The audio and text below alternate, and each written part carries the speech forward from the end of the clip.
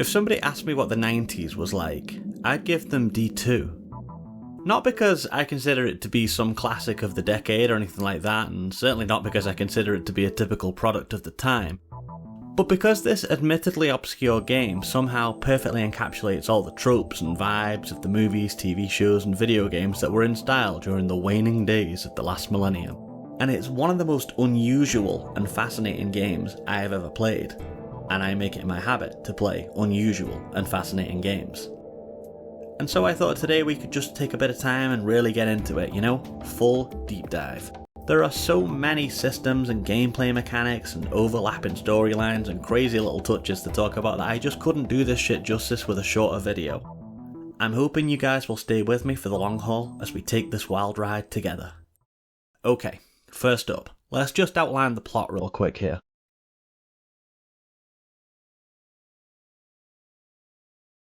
The story of this game isn't too crazy. Well, it is actually, but we're just not going to sweat it.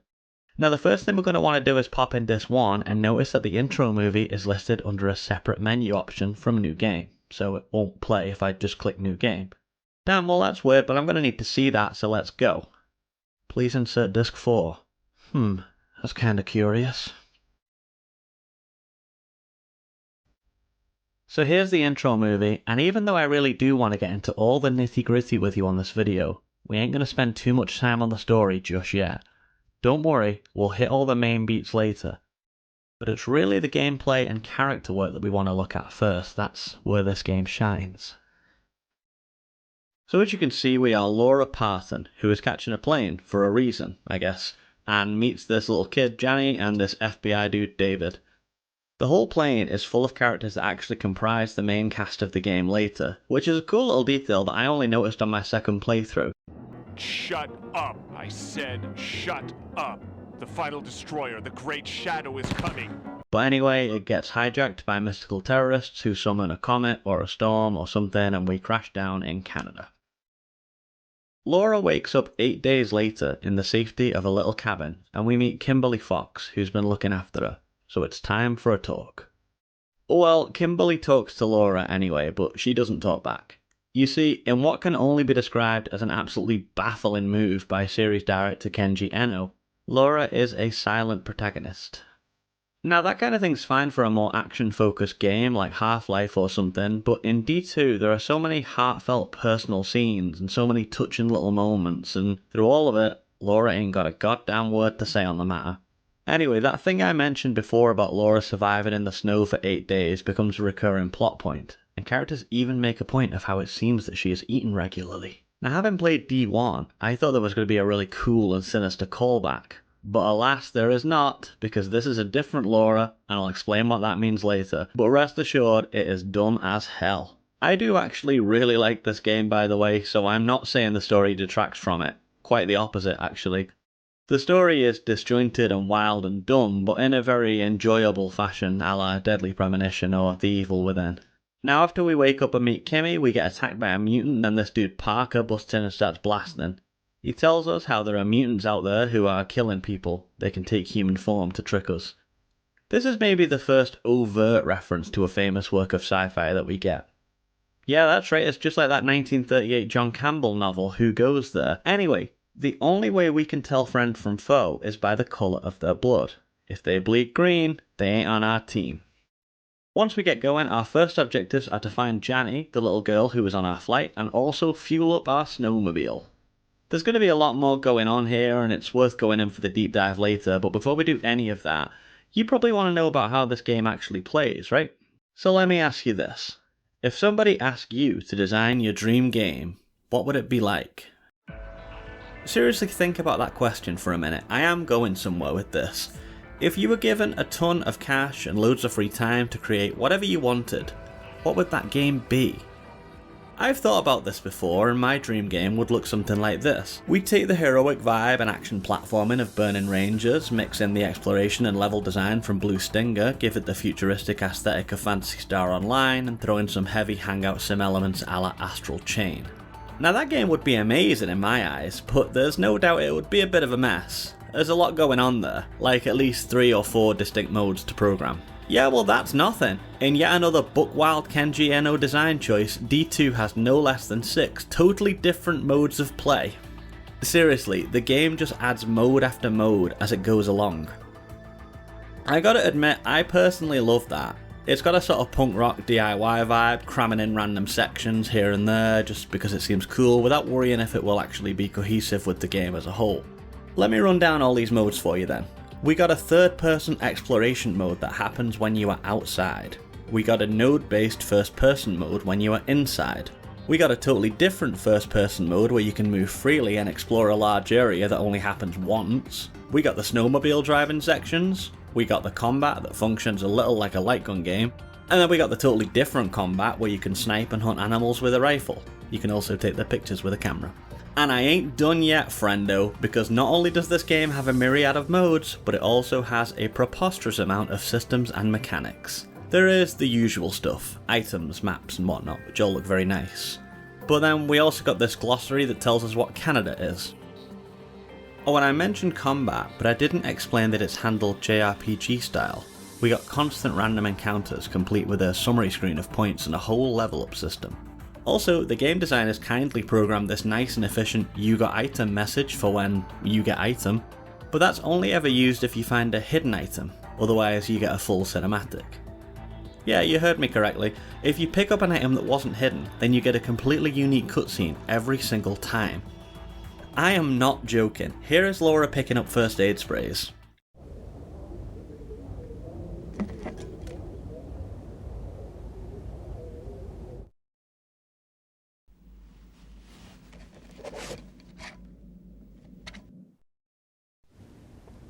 Are you seeing all these different animations? All these different unique camera angles? The level of work here is crazy.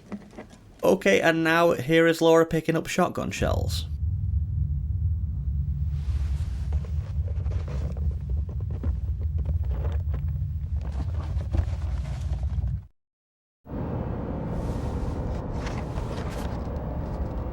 Wait, does that shotgun ammo have a picture of Kenji Eno's face on it?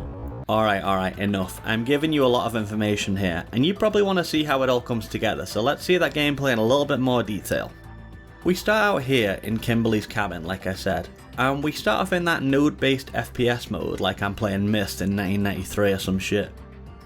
You can move around to fix spots and look at fixed points because your vision snaps to key items. But then also, if you hold X whilst moving the analog stick, you can actually free look, and that's generally how you'll find these hidden items, with the handy and convenient little message. After dicking around for a bit, it's time to get our investigation underway, and so we head out into the snowy wilderness for a quick shooting lesson with Kimberly, who teaches you how to blast rabbits and grill them up on your George Foreman. You can put the game you caught in this portable cooker. It automatically cleans and cooks the meat. Then we're on our own and free to explore the world of D2.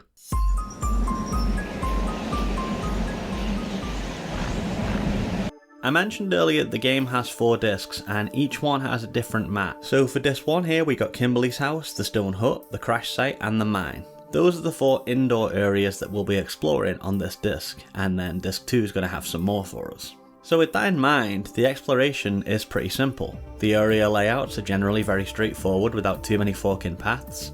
Even if you do get lost, the VMU has a compass display, which is a pretty baller move that I thought was ahead of its time.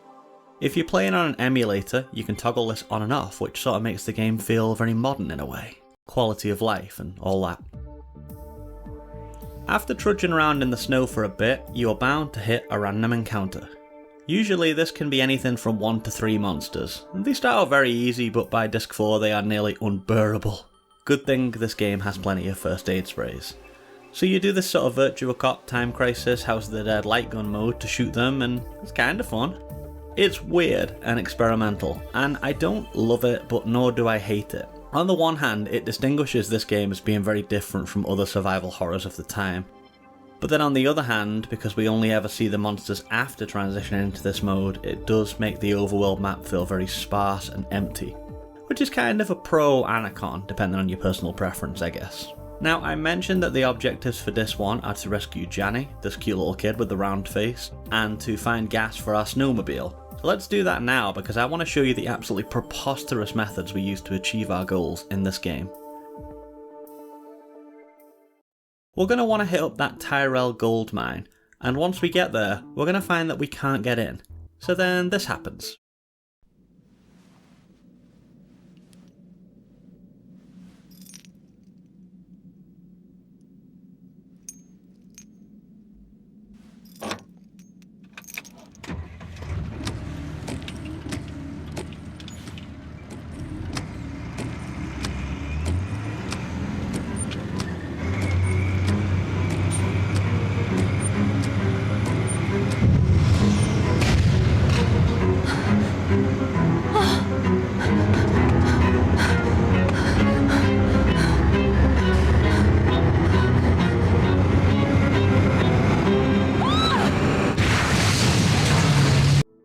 Now we can explore, but once we get inside the mine we see that we're going to need a code to get deeper, which we don't have at the minute, and now this happens.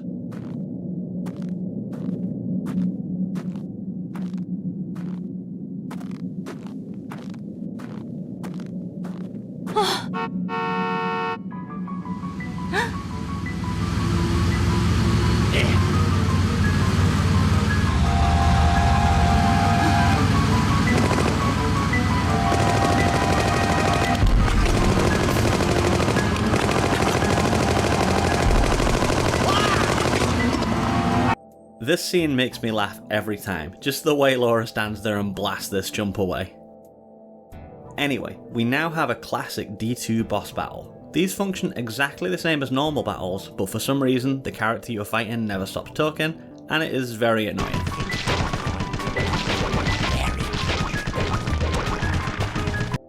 Every single one of these is bad.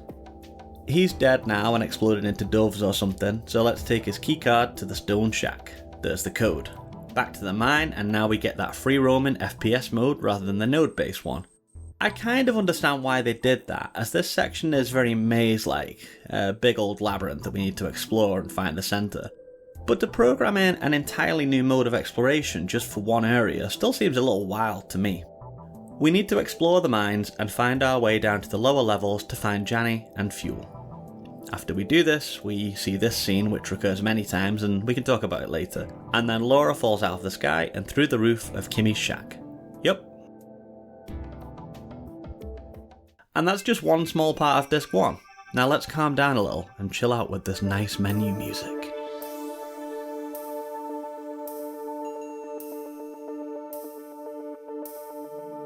Wait, why does Laura's picture blink?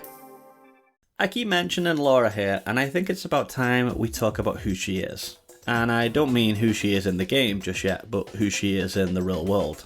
See, Kenji Eno, D2 creator and known maniac, seemed to have a lot of these crazy schemes and business ideas. And this was his big one, folks: digital actors. The basic premise here is that a video game character could transcend their original work and become sort of a more general celebrity in their own right, outside of their own franchise. Kinda like how Leon Kennedy did those whiskey commercials actually, so I guess old Kenji Eno was onto something here. Anyway, he very clearly loved Laura, as she's in 3 of his games, those being D, Enemy Zero, and D2. Now, she is always Laura, but she goes Laura Harris, then Laura Lewis, then Laura Parton. It's the same digital actress with the same basic physical look, but she's playing different characters in each game, you see. Yeah, I don't get it either. Anyway, thanks to Dreamcast Junkyard for uploading these scans of High Fashion magazine where Laura featured on the cover and as a centerfold. When I initially read about this, I thought it was really weird, but then I remembered all that Lara Croft FHM stuff. Well, I still think it's really weird, but maybe it's not as unusual as I thought, I guess. Gamers sure do be horny. You know what I'm horny for? More lore and backstory. So let's take a look at Laura's journey through D and Enemy Zero.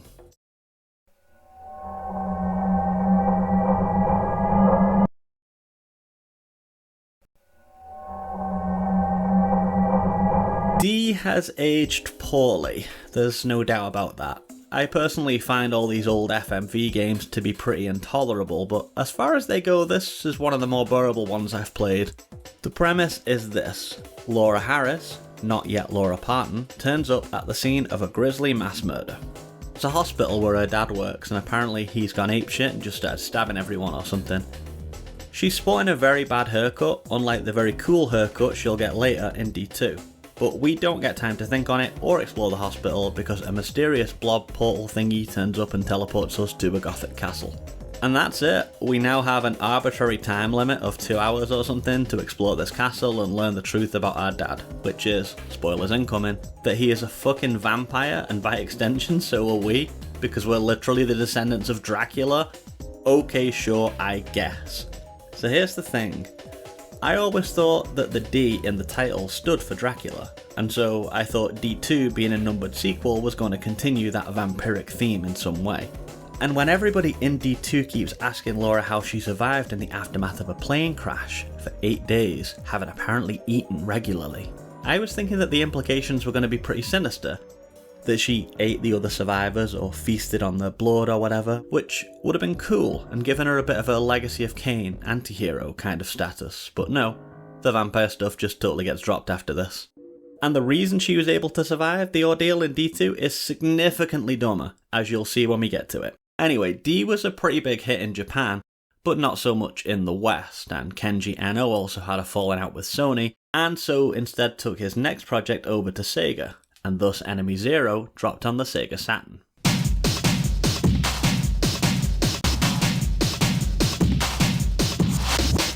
I didn't edit that for comic effect, that's just actually the intro of this game. Anyway, here we have Laura again, this time Laura Lewis, and rocking a much better hairdo. And get this boys, she's in fucking space. This one is more of that node-based adventure game stuff that's in all of these games, but it also has some Doom-style FPS sections where you can walk around the ship freely and shoot enemies. But this being a Kenji Eno joint, there always has to be some crazy twist. And so here it is. The enemies are all invisible. Yep, you mosey around a completely barren area and have to rely on sound to know where enemies are, so you can zap them. Interesting, I guess, but these are all the adventures of Laura's past, where we want to know about Laura in D2, so let's move on.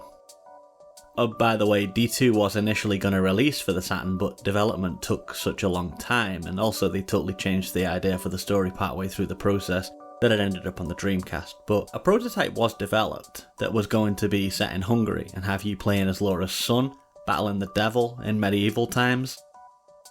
But that's not what we got, so let's not worry too much about it. Let's head back to Canada and catch up with all the crazy characters and plotlines that we did get and try and learn a little bit more about this game.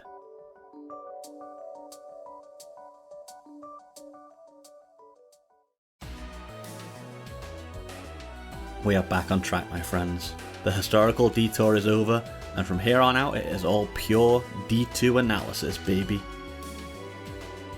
So stop here if you don't want spoilers for the late game and the ending, because we are going in. This game only has a very small cast of characters, but we spend enough time with each of them to get an idea of what they're like. There are also a number of disparate storylines going on in this game all at the same time, so let's talk about all of it and see what sense we can make. First up, let's take a look at Kimmy, Laura's de facto best friend in the game. She really brings that A24 energy. You think it's cruel? I did too at first. But you know, I spoke with this Norwegian hunter in a tavern, and he said even rabbits and mice have killer instinct, and that there's no such thing in this world as absolute prey or an absolute predator. He also said that it's an energy, kind of a focused awareness that binds life together. So I guess we better stay on our guard at all times to survive. To feed the flame of instinct with the fuel of life. Deep. She's also a poet, and at one point offers to write a poem about Laura around the theme of light. Because Laura brought light into her life, you see, despite having never communicated with her. Go figure. Now, Kenji Eno himself was a musician and a game designer, and various other creative things, so I think he wanted to go real big with this D2 rollout using lots of different mediums. Multimedia was a whole thing in the 90s, but it's a phrase you just don't hear anymore. Anyway, real-life artist Arto Lindsay wrote this song Counting the Roses, which is used in D2 as part of the storyline, where it's supposed to be one of Kimmy's fans writing a song using her poem as lyrics. It's kinda meta and makes me think a little bit about how artists collaborate across mediums now with stuff like Kentucky Route Zero. Anyway, back to Kimmy. Kimmy is a recreational drug user. Kimmy has some evil clones of herself. Kimmy may be schizophrenic. Kimmy has committed at least one murder. Listen, I know I'm just rattling these off, but believe it or not, these are not major plot points and we got a lot to get through. The evil clone thing literally never gets explained or investigated, and the schizophrenic thing only comes up once and then everyone's just kinda cool with it and moves on. Honestly, plotlines in this game get picked up and dropped like crazy. Then we get this mad scientist here who doesn't have a name, but I really like his Paul Dano energy. I'm talking about you! Yes, you! Do you hear me? I was hoping he was going to be the main antagonist, but no, he just gets dropped after this scene. Then we have this sad scientist and his wife Linda. Same name as the drug, but in no way related, and the link never gets mentioned. Now, this guy is FBI David's dad, and he has somehow turned his wife into a plant that speaks through a computer, but she still loves him and the whole thing is actually really sad. It might be the equivalent of Plankton having a heart-to-heart with Karen, but this shit really hit. As he lays dying, he laments his life and apologises to his wife for letting her down, and then she starts talking about the night they met and how they share the same stars, and I'm not crying, you're crying. Seriously, this scene is absolutely ridiculous, but the pathos really got me good, even when Laura sets him on fire halfway through his speech. I'm done trying to explain why things happen in this game, let's just keep rolling. Let's check in with my boy Parker Jackson, a proud, hat-wearing member of real-world organisation SETI, Communication for Extraterrestrial Intelligence. Now this guy's a pretty wholesome and upbeat character, apart from one really out-of-character scene where he slaps Kimmy. But then again, after that everyone just moves on and acts like it didn't happen. They even have a bit of a will they won't they kind of thing going on, and there's a lot of tension. His major storyline comes later in the game when he's trying to build a time bomb to blow up a gate. He fucks it up bad and nearly kills Kimmy, and then he feels bad about it. Then it turns out he is infected somehow, and so he sacrifices himself to blow up the gate so that Laura can get over to Death Mountain and confront the source of ultimate evil. Wait, that shit don't make any sense yet, as we need to talk about the Conjurer and Larry, and then it will all make sense, I'm sure. Well, Larry's thing is just that he is a failed terrorist and actually a bit of a pervert, so forget him. But this guy, over here, is the main antagonist of the game, despite never getting a proper name or backstory. He's just obsessed with the Shadow the Final Destroyer thing. Wait, I shall know as death, the final destroyer, the great shadow. Which turns out to be some sort of Lovecraftian abomination that lives inside one of the comets that killed the dinosaurs. Interestingly, the most goated Dreamcast game of all time, Blue Stinger, had a similar main plot point and released in the same year. I guess people were just really into these comet storylines at the time. So anyway, Laura keeps getting these visions from a being called the Great Mother about how she's the chosen one and needs to stop evil and all that. Pretty cliche stuff, but Jesus Christ, everything else is so fucking hog wild at this stage that it's actually kinda nice to have something that's a little bit cliche. Okay, look, what other plot threads do we got lying around here? Janny is a round-faced, cute girl with 2 bread rolls stuck to the back of her head. She has no storyline really, other than she's sad that her granddad's dead, but she's happy that Laura protects her. There are 2 parts in this game that I was very angry. There is this one. Please state your name. Please state your name. This is Laura. Laura Parton. She can actually talk, but she waited until disc fucking 4. And this one. Your associate is not cleared for access. Please wait here. It's okay. I'll wait for you here.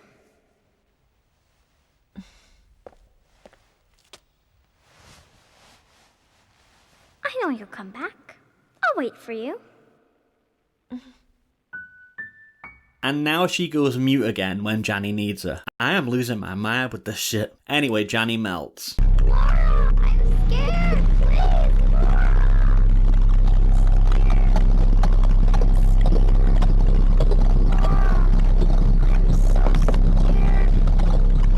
I wanted to be sad about that scene, I did, but it just looks so funny. Like, the event is really horrific, but the animation fucking killed me, man. So at this point, Laura is ready to climb the mountain and fight the final destroyer, but we need to jump back at this because there's still some other things that we need to go over first, believe it or not. Back on disc 3 now, and here is this priest with a mechanical hand that delivers prophecies through his parrot. I don't feel like I need to elaborate at this point, we can all just accept the game for how it is.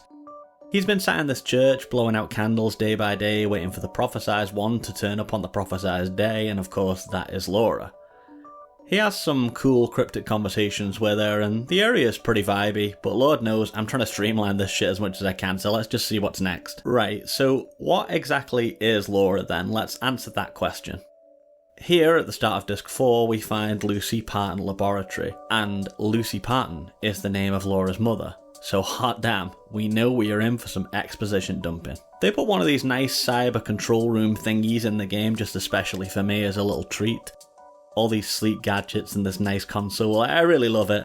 But what I don't love is this revelation that we're about to get on Laura's origin, so get ready for this one. So we find our mum, Lucy Parton, and she has also turned herself into a big sentient computer. So that's the second instance of a woman turning into a sentient computer in this game, which is not a lot, but it's still weird that it happens twice. When she was human, Lucy Parton was a biologist who was trying to resurrect woolly mammoths. You with me so far? Now, she found this woolly mammoth that had eaten a living creature, which is a little bit odd as they were thought to be herbivores. But this is still all okay, right? We can follow this. So she pulls this creature out to take a look at it, and it turns out to be a winged humanoid, implied to be an angel, I think. Now this is starting to get a little bit wild, but I'm gonna go with it. But do you know what happens next? Take a guess. I'll wait. That's right, Lucy Parton extracts sperm from the corpse of the winged figure and impregnates herself, thus creating Laura a half-human, half-angel hybrid. I'm sorry I had to be the one to tell you that. I really am. I'm sorry you had to find out this way. Let's just try and move on and enjoy our lives. So now we're ready for this big showdown with the final destroyer, and this is some Hideo Kojima levels of meta. Check this shit out. First your eyes, you will see this world no more, nevermore.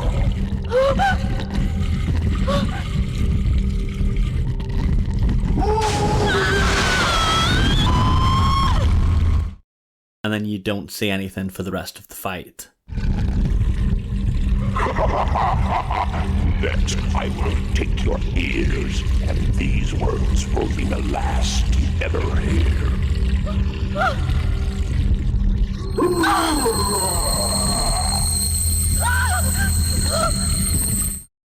And then you don't hear anything for the rest of the fight. For real, you gotta blast away deaf and blind. I haven't edited this footage at all. How do you feel now? Grovel in fear. First you are blind, then you are deaf, and now you will move no longer. Do you understand what that means? Death, it means death. The certain death that is yours, and you will be lost in the vast abyss for all eternity. And now David comes in and talks to you and gives you strength. Laura. Laura, I guess it's time to say goodbye. David! And now Laura can talk again. I'm done. Anyway, here is the ending where she travels back to New Year's Eve of 1999 and meets David in a bookstore buying Kimmy's book. They have a little moment, and I think it's meant to show that the crisis has been averted and everything is okay now. Hopefully Janny didn't melt in this timeline. Then we get literally 20 minutes of stock footage and statistics about death and disease. Kenji Eno really rolled up in 1999 and said, "We live in a society." And those are the main beats of D2. But I am not joking when I say that I missed a lot out. I didn't even mention the crazed musician and his blind mother who makes soup for Laura and then comes back later as a violin playing boss. It's a disjointed patchwork mess, but the good voice performances and the interesting set pieces just kinda make it work. It ain't winning any Oscars, but it really keeps you hooked from start to finish as you never know what's gonna happen. I guess we've covered the main beats, so let's get to some closing thoughts. Can I recommend this game? I don't know, seriously. With something like Blue Stinger, I would just say yeah, absolutely, and then I'd expect you should get accustomed to the janky systems, but with D2 it's such a strange beast that I can't say. I will say that I played it twice back to back and that amplified the good and the bad parts. The good parts for me were the puzzles, the character beats, the exploration. The bad parts are the massive amount of backtracking that you have to do, which is exasperated to insane levels by the sheer amount of random encounters. Ultimately, there is a lot to love here, but it depends on your tolerance for high-tier 90s jank. Didn't spawn much of a legacy, although it is kept alive on the internet as something of a cult classic. At the time, it got this cool art book and it even got its own manga. You can get D2 t-shirts, and I'm sure there exists plenty of Rule 34 of Laura Parton if you're into that sort of thing. But otherwise, no follow-up. Kenji Eno sadly passed away in 2013 and only dropped one other game, which was not D3. I suppose the core of D2 does live on a little bit in things like Deadly Premonition and other crazy ambitious budget games. I'm thinking of stuff like Disaster Report et al. Like, if you're a really big fan of that kind of stuff like I am, then there's definitely something here for you. And I am a big fan of D2, as I have dedicated my longest video so far to chronicling all of its wacky charm. And now I suppose I really should do the same for Blue Stinger at some point, but let's do a few short ones first. Until then, my friends, I truly hope you've enjoyed this video. If you are a D2 fan, then I hope I did the game justice, and if you're just checking it out on a whim, then I hope you learned a few interesting facts about this fascinating little corner of video game history. Take it easy folks, and I shall see you in the next one.